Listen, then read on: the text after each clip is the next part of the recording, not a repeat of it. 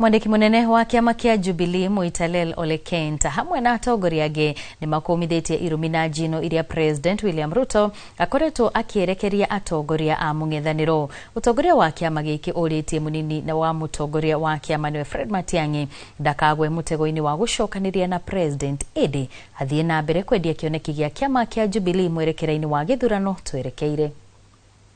Matusi kama hayo, hiyo ndio ya kwanza, na inamaanisha kwamba serikali na rais wa Kenya wakati huu amepotea njia kabisa, na tutaki watoto wetu wakuwe kwa environment ya matusi kama hayo. Na tunataka kumwambia kiongozi wetu asirudi chini kujibizana na mtu kama huyo. Hatutaki arudi kujibizana na mtu kama huyo. Na nikataka kuambia pia wa Kenya waangalie uongozi wa huyu mtu ambaye anatumia matusi, na hakikisha kwamba 2027 hayuko tena kwa uongozi, sababu kama wakati huu anafanya hivyo kutukana wengine na mnayo na kutukana wananchi na kuwadharau, na je akipata miaka ingine 5, hii uchumi ameimaliza kabisa.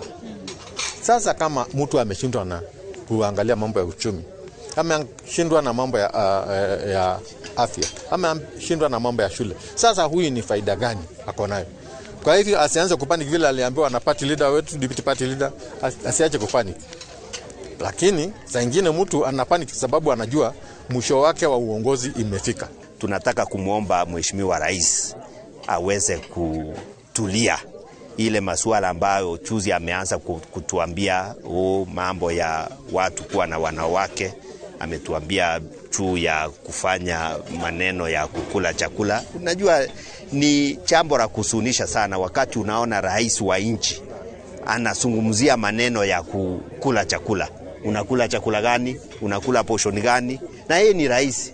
Na mimi kitu na shangaa ni siku gani Mheshimiwa Rais amekuwa nutritionist ili aanze kuambia watu ile kiwango ya chakula wanakula, ile chakula ambao hawastahili kukula. Ndio